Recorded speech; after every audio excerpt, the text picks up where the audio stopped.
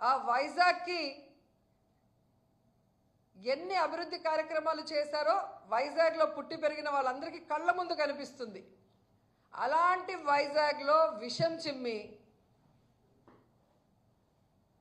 పరిపాలనా రాజధాని వస్తే ఏదో వైసీపీ వాళ్ళు దోచుకుంటారన్న అబద్ధాలతో ప్రజల్ని మభ్యపెట్టి ఈరోజు హైయెస్ట్ సీట్లు తెచ్చుకున్నారు.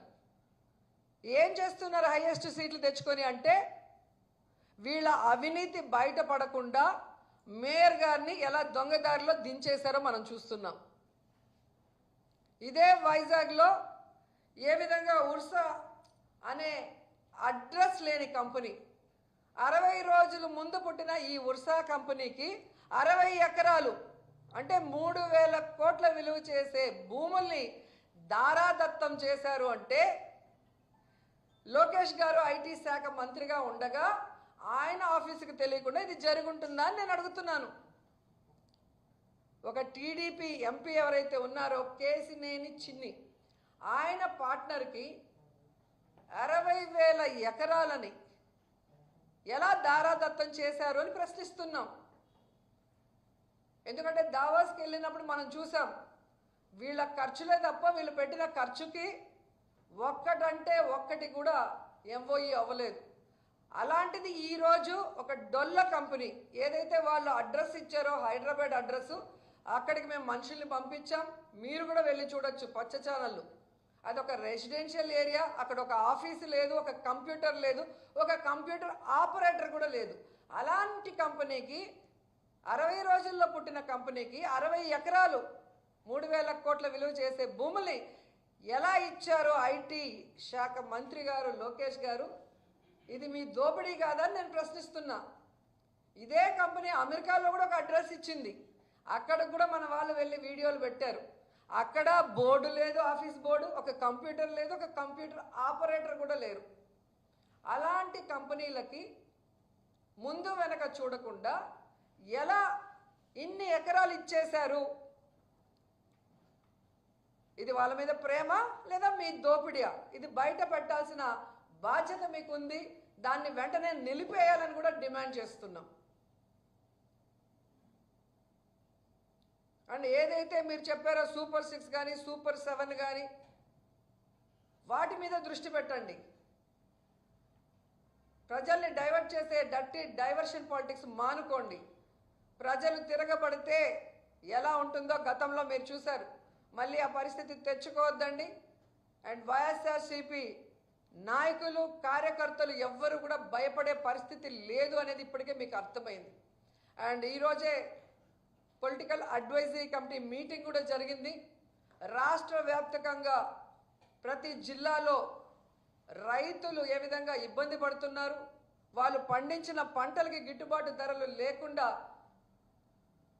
ఎలా వాళ్ళు నాశనం అవుతున్నారో వారందరికీ అండగా నిలబడి ప్రభుత్వం మెడలు వంచి వారికి న్యాయం చేసే దిశగా మేము వెళ్తామని కూడా ఈ సందర్భంగా తెలియజేసుకుంటూ, ఈరోజు హిందువులు ఎంతో పూజించే గోవుల్ని ఏ విధంగా 191 చంపేసి కూడా ఈరోజు చంద్రబాబు నాయుడు ఒక సీఎంగా ఉండి ఎంత నిస్సిగ్గుగా ఒక్కటి కూడా చనిపోలేదని అబద్ధాలు చెప్పాడు. వాళ్ళ ఈవో చెప్తున్నాడు, వాళ్ళ కూటమి ఎమ్మెల్యే చెప్తున్నాడు, వాళ్ళ టీటీడీ బోర్డు చైర్మన్ చెప్తున్నాడు. లాస్ట్గా ఆ గోశాల మేనేజర్ కూడా రిటర్న్గా స్టాంప్ వేసి 191 చనిపోయినాయని చెప్తున్నా, ఎందుకు చనిపోతున్నాయి, ఎవరి నిర్లక్ష్యం వల్ల చనిపోతున్నాయి తెలుసుకొని వాటిని కరెక్ట్ చేసుకోవాల్సిన బాధ్యతను పక్కన పెట్టి దమ్ముంటే రా, ధైర్యం ఉంటే రా అని చెప్పి రెచ్చగొట్టి మళ్ళీ మేము నిరూపించడానికి వెళ్తుంటే తప్పుడు కేసులు పెట్టడం అనేది ఎంతవరకు సమంజసమో హిందువులందరూ కూడా గమనించాలి. ఎప్పుడూ లేనటువంటి విధంగా ఈ 1 ఇయర్లో తిరుమలలో ఎన్ని అపచారాలు జరుగుతున్నాయి, ఎన్ని అనర్థాలు జరుగుతున్నాయి.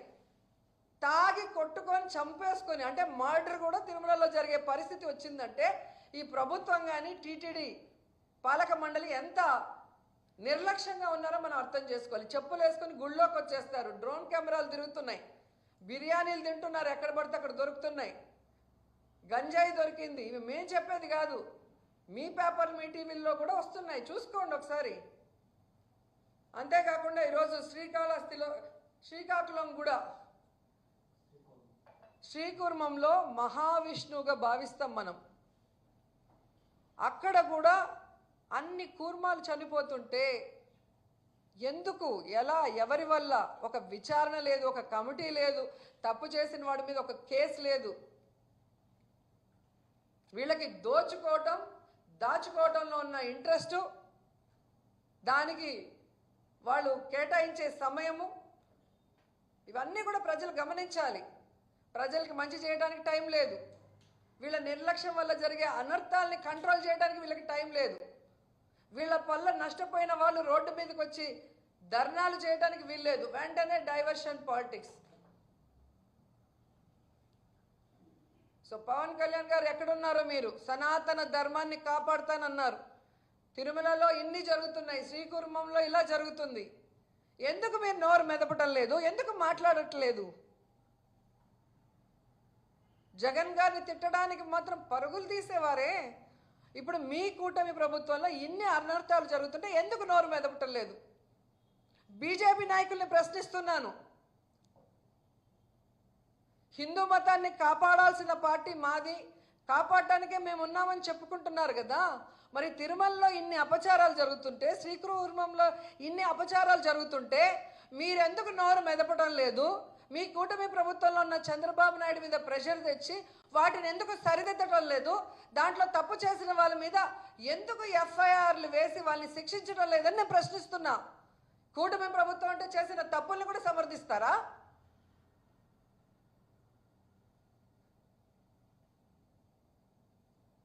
సనాతన ధర్మాన్ని సంకనాకిస్తూ, సనాతన ధర్మాన్ని ఈరోజు భ్రష్టు పట్టిస్తూ, మీకు అవసరమైనప్పుడు మాత్రమే సనాతన ధర్మాన్ని గుర్తు చేసుకుంటూ మా మీద నిందలు వేసుకుంటూ,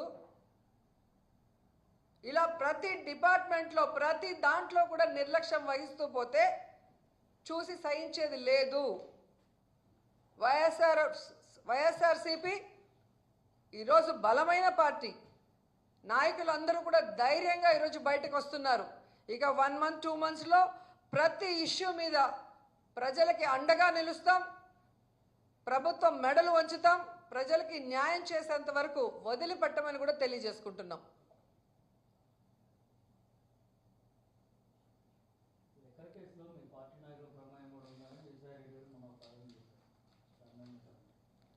అన్న నేను ఒకటే చెప్పగలన్నా, మద్యం ప్రభుత్వం అమ్మితే స్కామా, ప్రైవేట్ వాళ్ళు అమ్మితే స్కామా చెప్పండి. జగన్మోహన్ రెడ్డి గారు అధికారంలోకి వచ్చిన తర్వాత 43,000 బెల్ట్ షాపుల్ని తీసేయడం జరిగింది. దాదాపుగా 4,500 మద్యం పర్మిట్ రూములని రద్దు చేయడం జరిగింది. అలాగే మీరు చూస్తే దాదాపు 33% మద్యం షాపుల్ని కూడా తగ్గించడం జరిగింది. ఒక్క డిస్టిలరీకి కూడా పర్మిషన్ మనం ఇచ్చింది లేదు. ఇది కాకుండా మద్యం ప్రభుత్వమే అమ్ముతూ టైంని కూడా కుదించి ఏ విధంగా ప్రజలు మద్యానికి బానిస కాకుండా చూసుకున్నామో మీ అందరికీ తెలుసు. అలాంటిది మద్యం ప్రభుత్వం అమ్మితే లంచాలు వస్తాయా, ప్రైవేట్ వాళ్ళు అమ్మితే లంచాలు వస్తాయా? అంటే ఏ విధంగా మిథున్ రెడ్డి అనే వ్యక్తి ఈరోజు లోక్సభలో ఫ్లోర్ లీడర్గా ఉండి తెలుగుదేశం కూటమి ప్రభుత్వం చేస్తున్న తప్పుల్ని, దోపిడిని ఎత్తి చూపిస్తున్నారు కాబట్టి అతన్ని రౌండప్ చేసి ఇతన్ని అరెస్ట్ చేసి భయపెట్టాలి అని ఒక కుట్ర పన్ని ఏ విధంగా దొంగ సాక్ష్యాల్ని వాటి అనుగుణంగా తీసుకొచ్చి ఈరోజు విచారణ పేరుతో మీరు హ్యూమిలేట్ చేయడం నిజం కాదా అని అడుగుతున్నాను. అసలు మిథున్ రెడ్డికి లిక్కర్కి ఏం సంబంధం? ఏ బేస్లో, ఏ సాక్ష్యంతో మీరు ఆయన పిలిచి విచారిస్తున్నారు నేను అడుగుతున్నా. గత ప్రభుత్వంలో అంతకుముందు చంద్రబాబు నాయుడు గారు అధికారంలో ఉన్నప్పుడు విచ్చలవిడిగా ఎలా డిస్టిలరీస్కి పర్మిషన్స్ ఇచ్చారు, ఏ విధంగా మద్యంలో వీళ్ళు దోచుకున్నారో వాటి మీద కేసు వేయటం జరిగింది సాక్ష్యాధారాలతో. మరి దాన్ని ఇప్పుడు ముందుకు తీసుకెళ్ళండి. దీంతో పాటు దాన్ని కూడా ముందుకు తీసుకెళ్తే మీరు స్కామ్ చేశారా మేము స్కామ్ చేశామనేది తెలిసిపోతుంది. జగన్మోహన్ రెడ్డి గారు స్కీములు మాత్రమే చేశారు, ప్రజలకు అవసరమైన బటన్లు నొక్కారు. ఒక బటన్ నొక్కితే రాష్ట్రంలో ఉన్న పేదవాళ్ళందరి అకౌంట్లకు పోయి డబ్బులు పడింది. దాంట్లో ఎవరికి లంచం రాదు, దాంట్లో అవినీతి జరిగే అవకాశం ఉండదు. కానీ చంద్రబాబు నాయుడు ఇచ్చిన హామీలు ఏవి బటన్లు నొక్కకుండా కేవలం రాజధాని పేరుతో 1,00,000 కోట్ల పైగా దాంట్లో పెట్టి ఈరోజు దోచుకునే కార్యక్రమంతో ఏ విధంగా జ్యుడిషియల్ ప్రివ్యూ రద్దు చేసి రివర్స్ టెండరింగ్ రద్దు చేసి మొబిలైజేషన్ ఫండ్తో ముందుకు వెళ్తున్నాడో చిన్నపిల్లోడిని అడిగినా కూడా చెప్పే పరిస్థితి ఉంది. కాబట్టి ఈరోజు ఎవరో ఏదో చెప్పేస్తే జనాలు నమ్మే పరిస్థితి లేదు. ఈ ప్రభుత్వం వచ్చాక దాదాపుగా 9% అమ్మకాలు పెరిగాయి.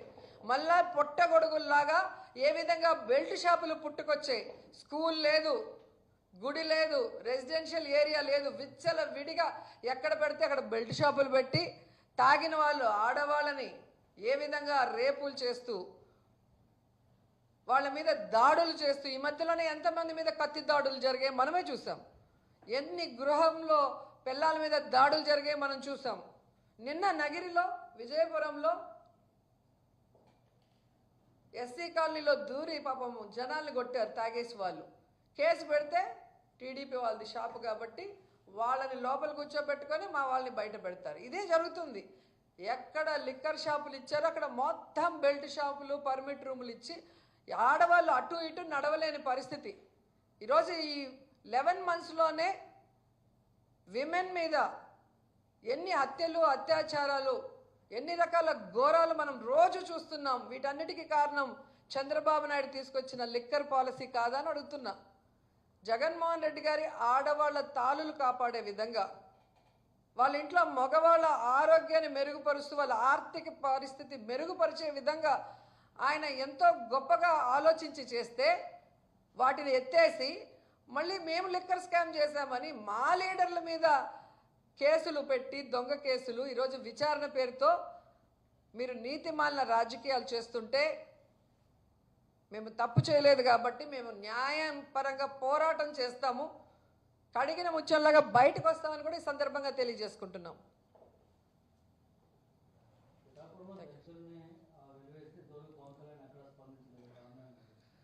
సార్ పవన్ కళ్యాణ్ గారు ఎప్పుడెప్పుడు చంద్రబాబు నాయుడికి ప్రాబ్లం వస్తుందో అప్పుడప్పుడు బయటకు వచ్చి మాట్లాడటం అనేది మనం చూసాం. కానీ ఈ మధ్యకాలంలో మరి ఆయన ఆరోగ్య పరిస్థితి బాగలేదు అని చెప్పారు.